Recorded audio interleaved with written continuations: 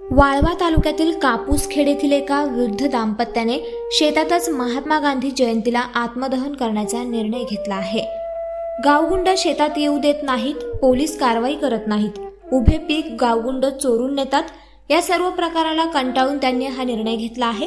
याबाबत त्यांनी राष्ट्रपती, पंतप्रधान, मुख्यमंत्र्यांना पत्र पाठवलं आहे। ही जमीन 946 81 सालापासून आम्ही कसत होतो। त्या जमिनीतली आमचे ही शेजारची ऊस चोरून नेते ती, आणि म्हणून मी ती काय पोलीस खातं ऐकून घेत नाही, इतर ही दिलं तर जुमानीत नाही ते, म्हणून मी आत्मदहनाचं नोटीस दिली। कधी करणार होते तुम्ही आत्मदहन?